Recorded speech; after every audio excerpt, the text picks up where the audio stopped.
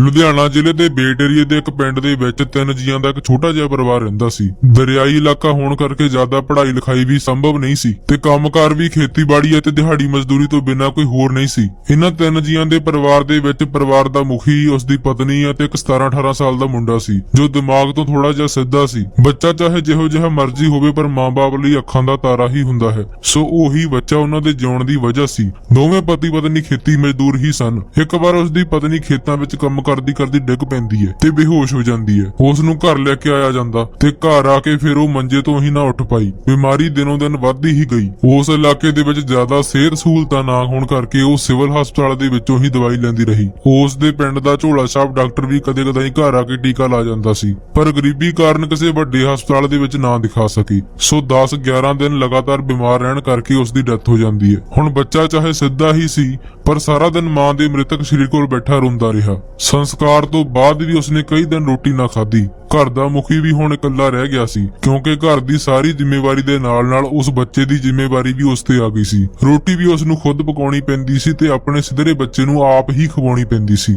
ਮਜਬੂਰੀ, ਲਾਚਾਰੀ ਅਤੇ ਉੱਤੋਂ ਗਰੀਬੀ ਚੰਗੇ ਭਲੇ ਬੰਦੇ ਦਾ ਲੱਕ ਤੋੜ ਦਿੰਦੀ ਹੈ। ਫਿਰ ਜਿਨ੍ਹਾਂ ਮਜ਼ਦੂਰਾਂ ਨਾਲ ਉਹ ਦਿਹਾੜੀ ਜਾਂਦਾ ਸੀ, ਉਹਨਾਂ ਵਿੱਚ ਇੱਕ ਮਜ਼ਦੂਰ ਦੋਸਤ ਨੇ ਦੱਸਿਆ ਕਿ ਮੈਂ 40 ਸਾਲਾਂ ਦਾ ਹੋ ਗਿਆ ਸੀ ਤੇ ਮੇਰਾ ਵਿਆਹ ਨਹੀਂ ਸੀ ਹੁੰਦਾ ਤੇ ਫਿਰ ਮੈਂ ਯੂਪੀ ਤੋਂ ਕੁੜੀ ਲੈ ਆਇਆ ਸੀ ਤੇ ਉਸ ਦੇ ਨਾਲ ਹੀ ਵਿਆਹ ਕਰਾਇਆ ਸੀ। ਤੇਰੀ ਤਾਂ ਹੁਣ ਏਡੀ ਵੱਡੀ ਮਜਬੂਰੀ ਹੈ, ਤੈਨੂੰ ਤੇ ਤੇਰੇ ਬੱਚੇ ਨੂੰ ਸਾਰੀ ਉਮਰ ਕੌਣ ਸੰਭੂਗਾ, ਇਸ ਲਈ ਤੂੰ ਵੀ ਪੈਸੇ ਇਕੱਠੇ ਕਰ ਤੇ ਯੂਪੀ ਤੋਂ ਇੱਕ ਲੜਕੀ ਲੈ ਆ। ਦੋਸਤੋ, ਪੁਰਾਣੇ ਸਮਿਆਂ ਦੇ ਵਿੱਚ ਤੇ ਅੱਜ ਵੀ ਕਈ ਇਲਾਕਿਆਂ ਦੇ ਵਿੱਚ ਕਈ ਪਿੰਡਾਂ ਵਿੱਚ ਇਦਾਂ ਹੀ ਹੁੰਦਾ ਆ ਰਿਹਾ ਹੈ। ਇਸ ਵਿਸ਼ੇ ਤੇ ਕਈ ਕਹਾਣੀਆਂ ਤੇ ਟੀਵੀ ਸੀਰੀਅਲ ਵੀ ਬਣ ਚੁੱਕੇ ਹਨ। ਅਜਿਹੀਆਂ ਔਰਤਾਂ ਨੂੰ ਪੰਜਾਬ ਦੇ ਪਿੰਡਾਂ ਦੇ ਵਿੱਚ ਕੁਦੇਸਣ, ਪਰਦੇਸਣ ਕਿਹਾ ਜਾਂਦਾ ਹੈ। ਸੋ ਆਪਣੇ ਮਿੱਤਰ ਦੀ ਗੱਲ ਤੇ ਗੌਰ ਕਰਕੇ ਉਹ ਵੀ ਯੂਪੀ, ਬਿਹਾਰ ਤੋਂ ਇੱਕ ਕੁੜੀ ਲੈ ਆਇਆ ਜੋ ਉਹਨਾਂ ਲਈ ਰੋਟੀ ਪਾਣੀ ਬਣਾ ਸਕੇ ਤੇ ਉਸਦੇ ਬੱਚੇ ਦੀ ਦੇਖਭਾਲ ਕਰ ਸਕੇ। ਉਸ ਕੁੜੀ ਦੀ ਉਮਰ ਉਸ ਸਮੇਂ 18 ਸਾਲ ਨਹੀਂ ਹੋਈ ਸੀ, ਇਸ ਲਈ ਉਸਨੇ ਉਸ ਕੁੜੀ ਨਾਲ ਵਿਆਹ ਨਹੀਂ ਕਰਵਾਇਆ ਪਰ ਉਸਨੂੰ ਆਪਣੀ ਘਰਵਾਲੀ ਵਾਂਗੂ ਹੀ ਰੱਖਿਆ। ਯੂਪੀ ਦੇ ਵਿੱਚ ਅੱਤ ਦੀ ਗਰੀਬੀ ਕਾਰਨ ਉਹ ਲੜਕੀ ਪੰਜਾਬ ਆ ਕੇ ਖੁਸ਼ ਸੀ ਕਿਉਂਕਿ ਇੱਥੇ ਉਸਨੂੰ 2 ਵਕਤ ਦੀ ਰੋਟੀ ਮਿਲ ਜਾਂਦੀ ਸੀ,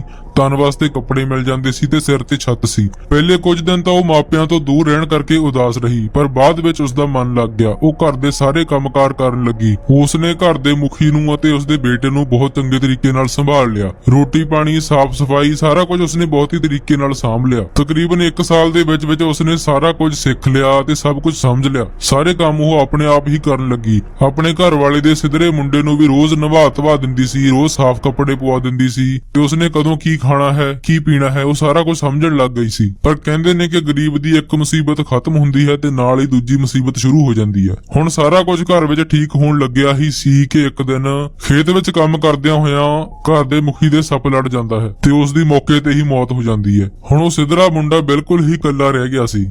ਉਸ ਨੂੰ ਹੁਣ ਇਹ ਗੱਲ ਸਮਝ ਆਉਣ ਲੱਗ ਗਈ ਸੀ ਕਿ ਜਿਸ ਤਰ੍ਹਾਂ ਉਸ ਦੀ ਮਾਂ ਮੁੜ ਕੇ ਨਹੀਂ ਆਈ, ਉਸੇ ਤਰ੍ਹਾਂ ਉਸ ਦੇ ਬਾਪ ਨੇ ਵੀ ਹੁਣ ਕਦੇ ਮੁੜ ਕੇ ਨਹੀਂ ਆਉਣਾ। ਸੋ ਉਸ ਦਿਨ ਉਹ ਬਹੁਤ ਰੋਇਆ ਪਰ ਉਸ ਪਰਦੇਸਣ ਨੇ ਉਸ ਨੂੰ ਬਹੁਤ ਚੰਗੀ ਤਰ੍ਹਾਂ ਸੰਭਾਲ ਲਿਆ। ਉਹ ਉਸ ਦੇ ਰੋਟੀ ਪਾਣੀ ਦਾ ਹੋਰ ਵੀ ਚੰਗੀ ਤਰ੍ਹਾਂ ਖਿਆਲ ਰੱਖਣ ਲੱਗ ਗਈ।